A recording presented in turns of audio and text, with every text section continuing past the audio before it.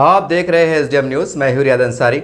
इस वक्त मैं महाराष्ट्र के ऐतिहासिक शहर औरंगाबाद से बात कर रहा हूं और आज का जो मेरा विषय है, आप देख रहे हैं मुंबई के अंदर, शिमला के अंदर और बहुत सी जगहों पे जो है तो मस्जिद के विवाद सामने आया है। पेपरों में आ रहा है, समाचार पत्रों में आ रहा है कि वह विवादित ढांचा है, विवादित तौर से गैर कानूनी तौर से बनाया गया है, इसे तोड़ा जाए, इसे हटाया जाए। बहुत सी बातें आ रही है। बम्बई में तो ऐसा नज़ारा देखने को मिला कि हज़ारों लोग रास्ते पर थे। हज़ारों लोग रास्ते पर थे कि भाई आप मस्जिद तोड़ नहीं सकते हैं। वो कुछ कागज़ बता रहे हैं, कोई कह रहा है 50 साल पुरानी है, कोई कह रहा है 30 साल पुरानी है। ये सारी बात देखने में आ रही है और ये कहीं ना कहीं ये जो मर्ज़ है, ये ख़तरनाक एक वबा कह सकते हैं, एक ख़तरनाक इसे नफ़रत कह सकते हैं।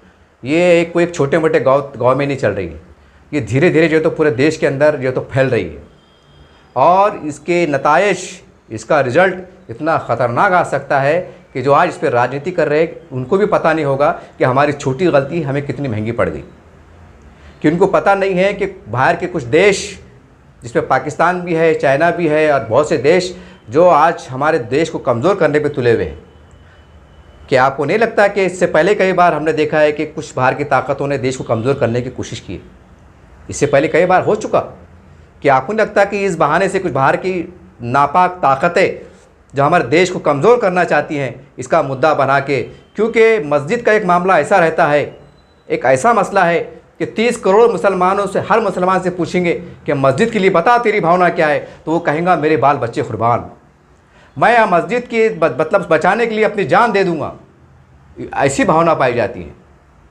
बहरहाल ये वीडियो मैं ख़ास तौर से हमारे शहर के पालक मंत्री जनाब अब्दुल सत्तार साहब के नाम बनाने की कोशिश कर रहा हूँ और उसके साथ साथ तमाम हमारे इस्लामी संगठन के लोग और तमाम सेकुलर पार्टी से जुड़े हुए लोग जो राष्ट्रवादी से आते हैं, कांग्रेस से आते हैं या शिवसेना से आते हैं, क्योंकि शिवसेना भी अपने आप को सेकुलर कह के पुकार रही है। ये आपके तमाम जिम्मेदारों के भी कोई नाम है ये कि अब तक हमारा भारत देश जब आज़ाद हुआ, आज तक बड़ा प्यारा माहौल था, बड़ा भोला भाला माहौल था, बड़े हिंदू मुसलमान सब समाज के लोग मिलकर रहते थे, आज भी रहते, इसमें कोई शक नहीं है। लेकिन आज कुछ मुट्ठी भर ताकतें इनको तोड़ने पे आमादा है। तो पहले ज़माने में ऐसा रहा, भोला भालापन था। एक मुसलमान की बस्ती हुआ करती थी, पलाट ली, ख़रीदी करे या नहीं करे, रजिस्ट्री करे नहीं करे, और सहमति के साथ, आपसी भाईचारगी के साथ मस्जिद का निर्माण हो गया, सारी बात हो गई। कई मंदिर भी बने।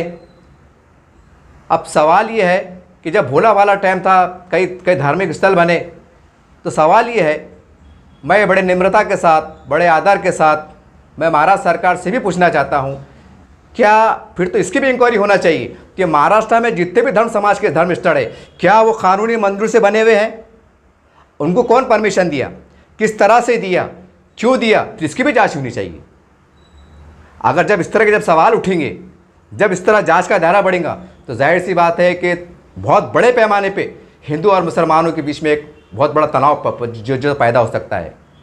तो ऐसे हालात में ये सवाल उठता है कि मुसलमानों के आबा अजदाद ने जो फांसी के फंदे को चूमा था, अपनी जानों की बलि दी थी इस भारत देश को आज़ाद कराने के लिए, क्या उन्होंने ये सोच कि कभी उन्होंने सपने भी नहीं सोचा था, सोचा होगा कि हमारे बलि देने के बाद, शहादत होने के बाद, शहीद होने के बाद, फांसी पर चढ़ने के बाद हमारी नस्लें, हमारे पूर्वज को ये दिन देखना पड़ेगा कि बताओ तुम्हारे मस्जिद की कागज़, और क्या तो उन्होंने देश के लिए कुर्बान हो गए। ये वीडियो मैं ख़ास करके इसलिए भी बनाना चाह रहा हूँ कि हमारे अब्दुल सत्तार सेठ साहब, तमाम जिम्मेदारान अब एक कोशिश करें, जैसा बाबरी मस्जिद के टाइम एक फ़ैसला आया था कि 1947 या शायद 48 है, उसके बाद से जो इबादत गाहें जो ऐतिहासिक है जैसे थे वैसे, यानी कि जैसे थे वैसे रहेंगी। ये उस टाइम पेपरों में आया हुआ है, सुप्रीम कोर्ट का रिमार्क भी है कि आप ये बाबरी मस्जिद का विवाद तो हो गया, ये छोड़ दो, जो भी होगा हो गया, आस्था से हुआ, जैसे भी हुआ, लेकिन अब भारत के अंदर जो भी ऐतिहासिक मंदिर है या चर्च है, गुरुद्वारे है, जो भी है, वो जैसे थे वैसे वही हालत में रहेंगे। ऐसा अखबार में छपा है, ऐसी बातें सामने आई हैं। अब सवाल ये है कि नया मुद्दा सामने आया है, ये नया मुद्दा सामने आया है, जबकि शहर बढ़ रहा है। हम ये भी देख रहे हैं कि जो ताल्लुक़ है वो ज़िले बन रहे हैं, जो खेड़े हैं वो ताल्लुक़े बन रहे हैं, और जो शहर है वो स्मार्ट सिटी बन रहे हैं, जैसे हमारा औरंगाबाद स्मार्ट सिटी बन रहा है। एक मिसाल बता रहा मैं आपको। तो जाहिर सी बात है, जब आबादियाँ बढ़ेंगी, हर समाज की जब आबादियाँ बढ़ेंगी, तो आबादी के हिसाब से जाहिर सी बात है उनका जो धार्मिक जो उनका रीति रिवाज होता है। अगर मुसलमान हैं तो मस्जिद बना के नमाज़ पढ़ते हैं, अगर हमारे हिंदू भाई है तो मंदिर बना के जो तो पूजा अर्चना करते हैं, अगर हमारे सिख भाई हैं तो गुरुद्वारा बना के जो भी उनके धर्म के हिसाब से चलते हैं, जो भी उनका एक तरीक़ेकार होता है। हमारे जैन समाज के भाई है, दलित समाज के भाई है, हर धर्म समाज के लोग अपने अपने आस्था के मुताबिक सम्मान के साथ अपने रीति रिवाज से पूजा अर्चना करते हैं, या उस ईश्वर की, अल्लाह की, भगवान की जिसको हम कई नामों से मतलब पुकारते हैं, जानते हैं, पहचानते हैं, उसकी हम भक्ति करते हैं। तो आपसे गुजारिश है कि आप इसका एक ही सलूशन है, अगर आप चाहते हैं कि ये विवाद ज़्यादा ना बढ़े और पूरे देश में इस तरह की नफरत की राजनीति ना बढ़े जिससे हमारा देश कमज़ोर हो, जिससे हमारी एकता भाईचारे के खतरे में पड़े, तो महाराष्ट्र सरकार को, बल्कि भारत सरकार को चाहिए कि जैसा वक्फ बोर्ड के ऊपर आप बड़े आक्रामक हो गए, आप बड़े हमदर्द हो गए कि नहीं वक्फ बोर्ड का जो तो मिसयूज़ हो रहा है और हम इसके ज़रिए से मुसलमानों को जो तो फ़ायदा पहुंचाना चाहते हैं। ये केंद्र सरकार की अपनी भूमिका है, मोदी सरकार की। तो मोदी जी, हमारे आदरणीय मोदी जी से मेरी रिक्वेस्ट है कि मोदी जी, ये वक्फ बोर्ड से कहीं ज़्यादा आप एक ऐसा प्रस्ताव लाइए कि देश के अंदर आज़ादी से लेकर आज तक जो भी, चाहे मस्जिद हो, मंदिर हो, चर्च हो, गुरुद्वारे हो, जो भी धर्म समाज के जो है आबादी साथ उन्होंने बनाया है, हो सका, क्योंकि मैंने पहले कहा, पहले बड़ा भोला भाला माहौल हुआ करता था, बड़ी एकता भाईचारे की रहती थी। और ऐसा भी देखने में आया कि हमारे भारत का ऐसी भी है कि एक मंदिर बनाने के लिए मुसलमान ने अपनी ज़मीन दी और मस्जिद को बनाने के लिए हमारे हिंदू भाई ने ज़मीन दी।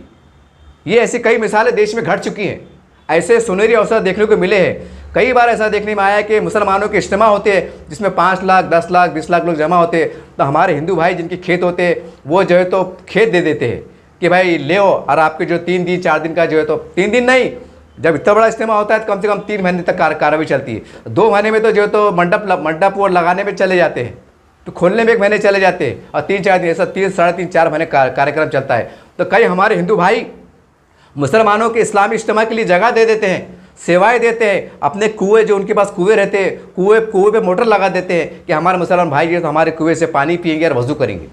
इतना अच्छा हमारा गंगा जमुना तहजीब का हम एक जो है तो सुंदर का वो देते हैं।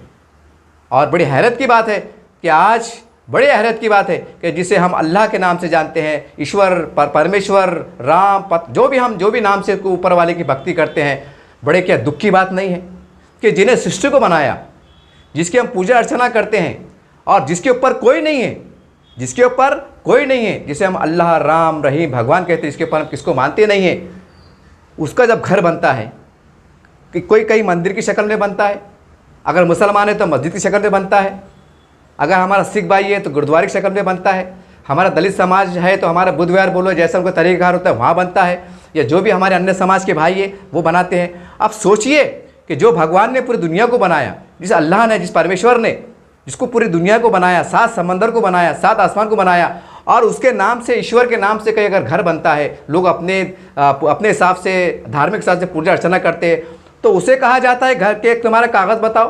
क्या शर्मनाक बात नहीं है कि जिस ईश्वर ने, जिस भगवान ने, जिस अल्लाह ने जो पूरी दुनिया को बनाया, पूरी कायनात को बनाया, और उसकी भक्ति के लिए, उसकी परस्तिश के लिए, उसकी पूजा पाठ के लिए अलग अलग स्वरूप में अगर जो है देवस्थान बनते हैं, कई मंदिर बनते हैं, कई मस्जिद बनते हैं, कुछ और बनते हैं, तो क्या हम उसको कागज़ से पूछना चाहिए? क्या ये हमारे ईश्वर का, अल्लाह का अपमान नहीं है? जबकि उन्होंने पूरी दुनिया को तुमको वरदान दिया है। ये तो हमारे दुनिया का एक अजीब वो है, एक पहचान है कि हम भारत के हैं, वो पाकिस्तान का है, वो चाइना का है, वो बांग्लादेश का है, वो अरब का है, वो इंग्लैंड का है। ये तो टुकड़ों की है, लेकिन ज़रा कल्पना कीजिए, ज़मीन तो एक है, समंदर तो एक है, आसमान तो एक है, और सब यही कहते हैं अपने अपने तौर से कि भाई बनाने वाला कोई एक है। अब तुम कई नामों से पुकार लो, कई ग्रंथों में लिखा हुआ है, कुरान में लिखा हुआ है, तो फिर ये क्यों? जिस अल्लाह, जिस भगवान, जब हम संकट में आते हैं, मुसीबत में आते हैं, जब बारिश नहीं होती है, तो हम मस्जिद में दुआ करते हैं कि अल्लाह हमारे भारत में, हमारे महाराष्ट्र में, हमारे ज़िलों के अंदर बारिश दे ताकि मुख्य जानवर को पानी मिले, इंसानों को पानी मिले।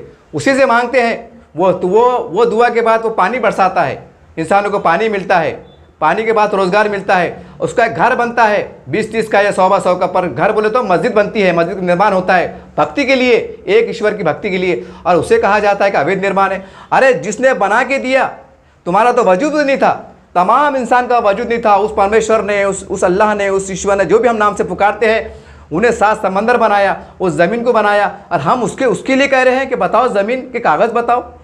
अरे हम तो पैदा भी नहीं हुए थे, हमारे पैदा होने से पहले उन्होंने बना दिया था, निर्माण कर दिया, सृष्टि का निर्माण कर दिया था। और हम उसके ईश्वर के नाम पर, उस अल्लाह के नाम पर, या जो भी हम अलग अलग नामों से पहचानते, उसके हम कागज़ मांग रहे हैं। क्या ये दर्दनाक बात नहीं है? क्या शर्मनाक बात नहीं है? क्या सच में अगर ईमानदारी से अगर वो की जाए, जांच की जाए, तो क्या और धर्म समाज के लोगों पे ये कानून लागू नहीं होता कि वहाँ पर ये कमियां नहीं पाई जाएंगी कि भाई आपके पास कागज़ कम थे, तुमने किससे पूछ के बनाए? ये बहुत कड़वा सच है। अगर सीआईडी है, सीआईपी और पुलिस की, हाई कोर्ट है, सुप्रीम कोर्ट की जज में अगर इस कमेटी का गठन हो इंडिया लेवल के ऊपर, इतना बड़ा मामला सामने आएगा कि देश हैरान हो जाएगा। ये कहने का मतलब ये है कि अब केंद्र सरकार को एक ऐसा कानून के लिए आगे बढ़ना चाहिए, तमाम राज्यों कानून के आगे बढ़ना चाहिए कि 1947 से लेकर आज तक कोई एक डेट दीजिए आने वाले समय का, ये अब तक नए स्वरूप में देवस्थान हो, मंदिर हो, मस्जिद हो, तो हम उसको अगर कुछ कमी है कागज़ पाने में, या कुछ हो सकता है भोले भाले लोगों ने बना लिए होंगे, उन्होंने लिखा पढ़ी करने में भूलचूक हो गई होंगी, तो उनको एक मौका दो कि बोलना भाई आप लीगलाइज कर लो। ग्राम पंचायत में बोलिए, शहर में बोलिए, महानगर पालिका बोलिए, जहाँ भी आप रहते हैं, शहर में, गांव में, खेड़े में, पाड़े में, वहाँ आप लीगलाइज कर लिए। सरकार उसके लिए एक सुनहरी ऑनलाइन अवसर दे, उसके अंदर पूरा जो है तो पंचनामा जैसा होता है वैसा एक अवसर दीजिए कि आपकी मस्जिद कितने बाई कितनी की है, कितने रूम है, कितने तारत खाने हैं, कितना है मैदान, कितना खुला है, अगर मंदिर है तो कितने बाई कितने का है, कैसा है, क्या है। हर धर्म समाज का एक ऐसा ऑनलाइन एप्लीकेशन बनाइए और उसके अंदर ऐसा पूरी जानकारी अपलोड कीजिए कि गलती से अगर कोई अधिकारी या कोई संगठन कहीं धार्मिक स्थल पहुंच जाता है कि बताओ, तो वो कमेटी वाले ने बोलना चाहिए कि हमारा ऑनलाइन हमारा परमिशन नंबर ये। अगर उन्होंने चेक करे उसका मस्जिद का नाम, गांव का नाम, तो स्क्रीन के ऊपर दिख जाना चाहिए कि भारत सरकार के महाराष्ट्र सरकार के द्वारा या ज़िले के प्रशासन के, जिला कलेक्टर बोलिए, उनके द्वारा जो है तो प्रमाणित है और उनकी आज्ञा के अनुसार, उनकी देखरेख में इसको मंजूरी कमेटी को मिली हुई है और ये देवस्थान जो है तो सही है, अवैध नहीं। ऐसा बनाना पड़ेगा, हमें ऐसा बनाना पड़ेगा। अब्दुल सत्तार साहब से मेरी गुजारिश है कि साहब आप भी एक मुसलमान हैं, हम ये नहीं कह रहे, बल्कि तमाम जो जितने मंदिर है या मस्जिद है या और भी समाज के लोग हैं, वो भी बहुत से समाज के लोग हमारे पास ऐसे हैं आदिवासी टाइप में, जो उनका भी एक धर्म है, उनका भी कोई भी एक भगवान को मानते हैं, लेकिन गरीबी रेखा आते हैं, वो भी अपना कुछ छोटा मोटा बना लेते हैं। अगर खुदा ना खास्ता ऊपर वाला ना करे, अगर उन्होंने भी अगर ऐसी शादी बना लिया हुआ, तो क्या मुझसे पूछेंगे कागज़ बताओ? क्या हम ईश्वर को कह सकते हैं कि ईश्वर, क्या पूछ सकते हैं हम? बताइए। जैसा हम कहते हैं कि सुप्रीम कोर्ट का फैसला आने के बाद हम कहते हैं supreme court is supreme court supreme, इसके ऊपर कोई बात नहीं कर सकता है। तो जो ईश्वर, जो अल्लाह, जो भगवान, जिन्हें पूरी सृष्टि को बनाया है, तुम्हारे हमारे को बनाया है, जिसकी दया से, जिसकी कृपा से, जिसकी माया से जो है तो हमारी सरकारें चल रही है, हम जीवित है, हम चल फिर रहे हैं, हम खाना खा रहे हैं। ज़रा कल्पना कीजिए, आज से शायद 10-12 साल पहले भारत के किनारे सरहदी इलाकों में एक सुनामी आई थी, उसके अंदर हज़ारों लोग मारे गए थे।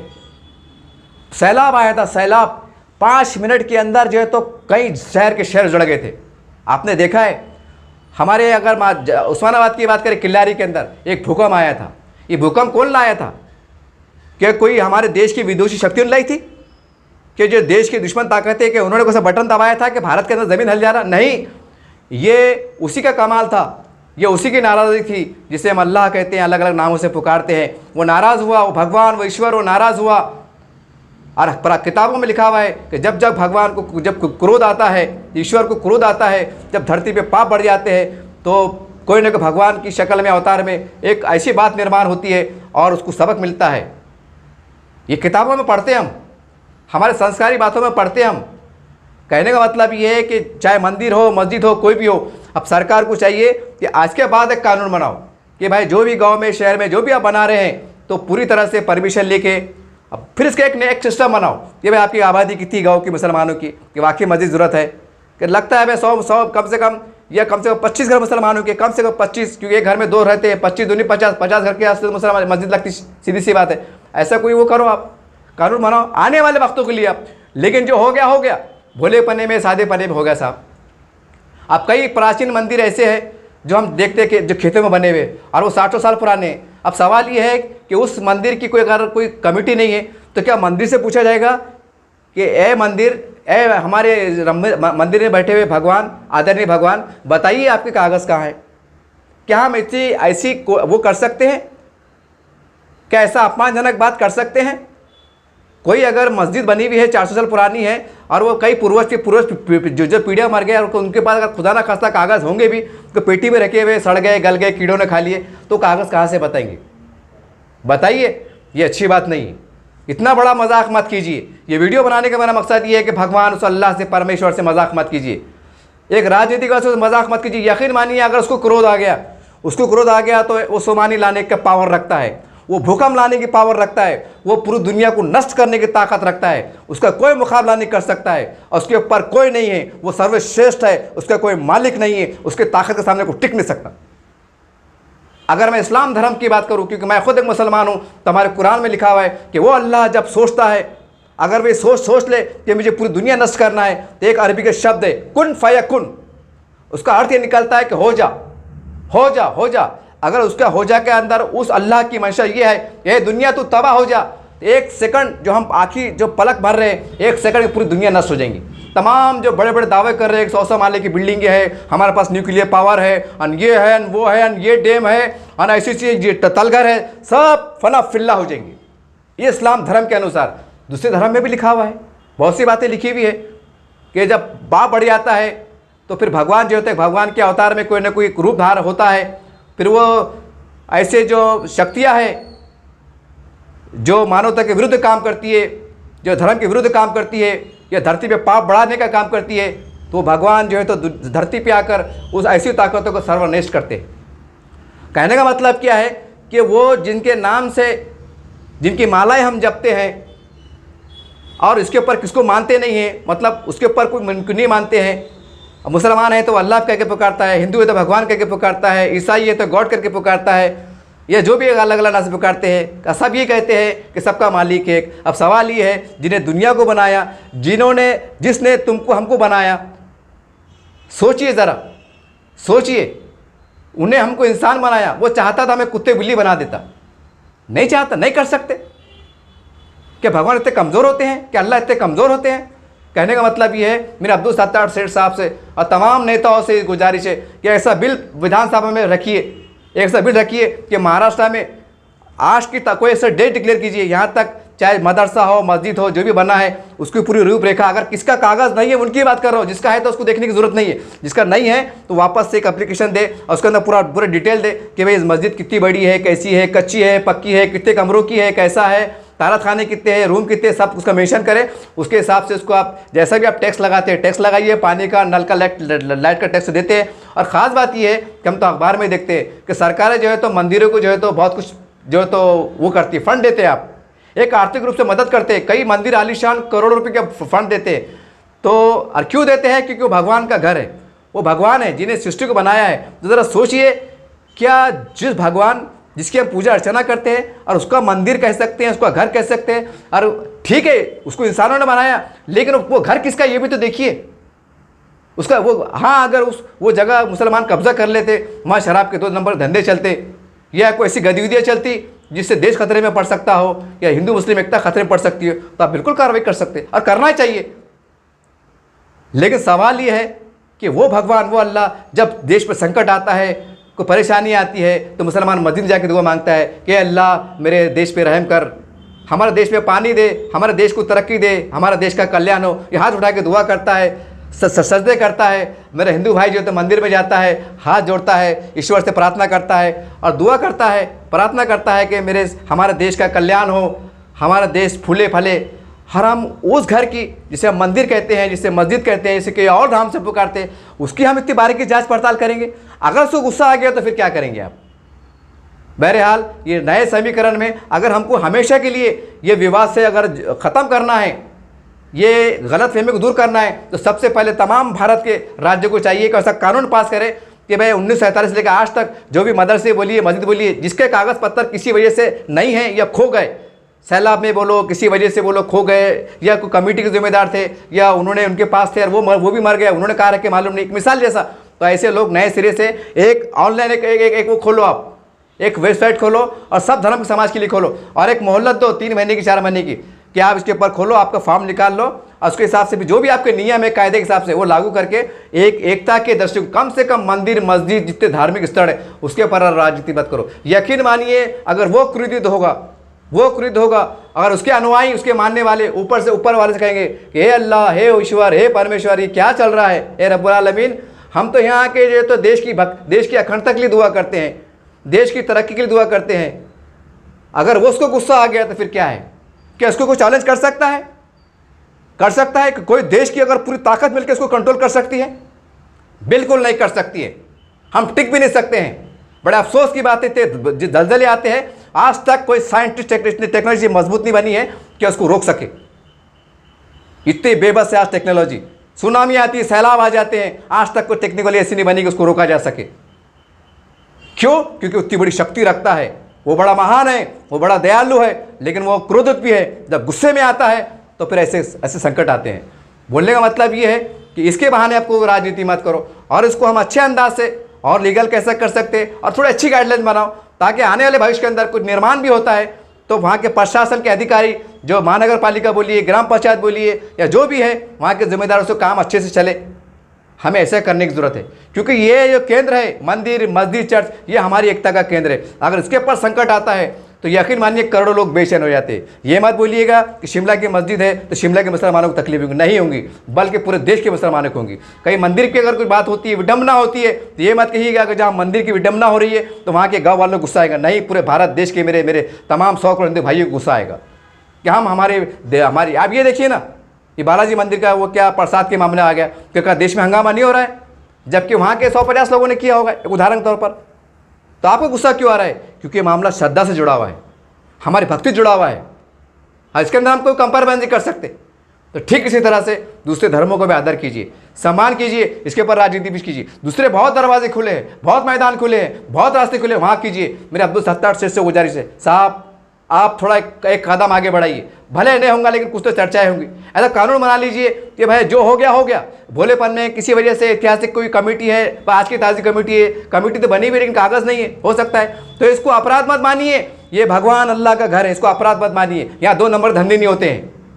यहाँ लोग प्रार्थना करते हैं, पूजा पाठ करते हैं, अर्चना करते हैं, ये हमारे देश की अखंडता के लिए दुआएं मांगते हैं, और ये हमारी शांति के केंद्र है, ये हमारी एकता का केंद्र है।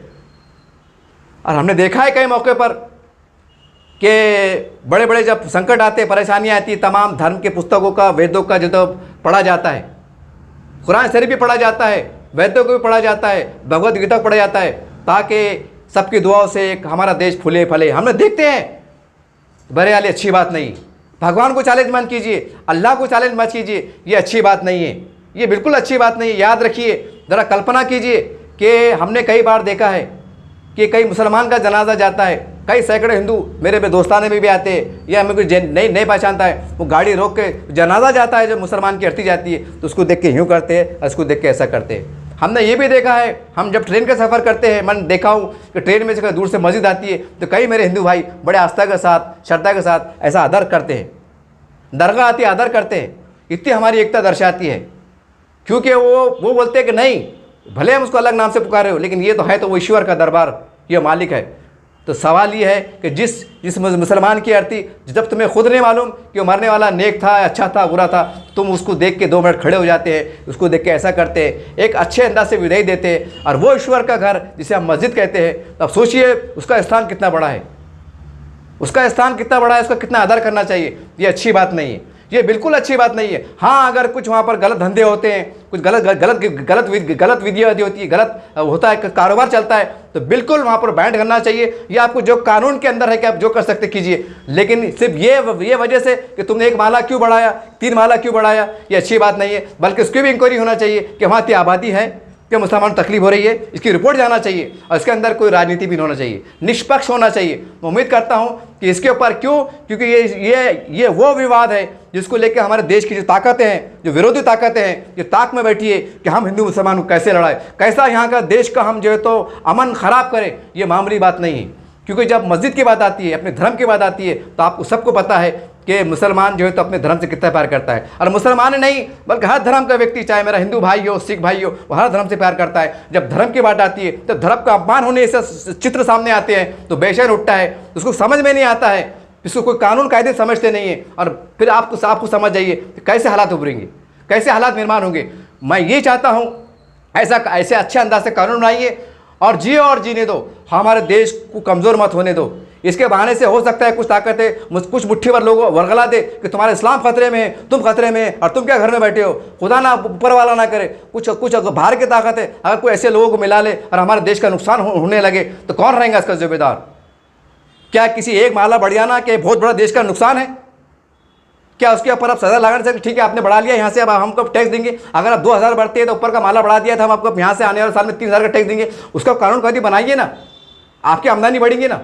ये भी तो हो सकता है। बहरहाल इसके अंदर बहुत अच्छे अंदाज से बहुत लचकदार अंदाज से काम करने की जरूरत है और तमाम जो मुस्लिम नेता है उनसे भी गुजारिश है कि पहली फुर्सत में महाराष्ट्र सरकार से और केंद्र सरकार जुड़ान लगाइए। अरे जब वक्फ बोर्ड जिसका आपको कोई लेना देना नहीं है वहाँ आपको माया सता रही है, दया सता रही है कि हम मुसलमानों के हमदर्द है। इतना बड़ा मस्जिद का विषय होता है, सारी बात होती है। अब सवाल है ना क्या महाराष्ट्र पूरे देश के अंदर क्या अकेला मस्जिद के कुछ स्थान ऐसे जहाँ के परमिशन नहीं मिली हुई? जरा जाँच पे अपने हाथ दिल पे हाथ रखिए, दिल अपने हाथ पे दिल पे रखिए। क्या और कोई देवस्थान ऐसे नहीं है जिसके शायद कागज़ ना हो लेकिन वो सम्मानजनक है, वो एक पवित्र स्थान है? तो क्या हम ये सोच के इसको बोलेंगे कि नहीं तुम्हारा पवित्र स्थान है लेकिन कागज़ नहीं है इसको हटा दिया जाए? बिल्कुल बात नहीं है, बल्कि इसका सम्मान करना चाहिए चाहे कोई भी धर्म का धर्म स्तर हो। उम्मीद करता हूँ उसके बारे में थोड़ा ऊपर उठिए, क्योंकि हम भगवान को ललकार रहे हैं, हम अल्लाह को ललकार रहे हैं, ये ठीक बात नहीं है। आप आपस में लड़ो भिड़ो कुछ भी हो, राजनीतिक स्तर पर कुछ भी कर सकते हैं, संविधान के दायरे में लोकशाही दायरे में आप कर सकते हैं, लेकिन याद रखिए मगर ऊपर वाले को जिसे हम अल्लाह कहते हैं, राम कहते हैं, रहीम कहते हैं, गॉड कहते हैं, कई नामों से जानते हैं, पहचानते हैं, पुकारते हैं, उनको ललकारिए मत। अगर उनको ललकारिएंगे तो धरती फिर नष्ट होने में, तबाह होने में, दुनिया तबाह होने में ज़्यादा समय लगेगा नहीं। ये मैं इसलिए कह रहा हूँ कि मैंने किताबों में पढ़ा हूँ, मैं अपने मन से कुछ नहीं कह रहा हूँ, या ना ही मेरे दिल में कुछ ना मेरे मन में कुछ बदगुमानी है, ना ही कोई बुरा ख्याल है। मैं तो चाहता हूँ कि मेरे देश एकता के साथ जिए, यहाँ फूले फले, मंदिर भी मस्जिद भी हम सब लोग मिल के रहे, ऐसा माहौल तैयार कीजिए। उम्मीद करते हैं एक नए समीकरण में ये भी कानून लाइए, जैसा वक्फ बोर्ड के लिए जाके है इसके लिए कानून लाइए, ताकि ये हमेशा की झंझट से छुटकारा मिल जाए कि तुमने दीवार कैसे बनाए थे, किससे पूछ के बनाए थे, कब बनाए थे, कौन बनाए थे। ये सारी बकवास बात है, ये अच्छी बात नहीं है। ये देश के लिए आने वाले समय में बहुत बड़ी खतरे की अलामत है। मैं बार बार कह रहा हूँ कि कुछ ताकत है जो देश को कमज़ोर करना चाहती है, वो चाहती है यहाँ लोग मिल के कैसे रह रहे हैं, हो सकता है उनको बहाना मिल जाएगा, और ये अच्छी बात नहीं है। अल्लाह अल्लाह करके बहुत सालों के बाद, 50-60 सालों के बाद हमें कश्मीर से आतंकवाद से मुक्त मिला है। कितने लाखों लोग की जान गई है, हमारे जवान शहीद हुए। जरा सोचिए, यही बहका के अरे ये जालिम लोग हैं, ये तुम्हारे दुश्मन है, बहका के नौजवानों कितने लोग शहीद हो गए। आज हमें अमन शांति में नसीब हुआ है, तो खुदारा देश पे रहम कीजिए। देश बहुत बड़ा है, बड़े कुर्बानियों के बाद मिला है।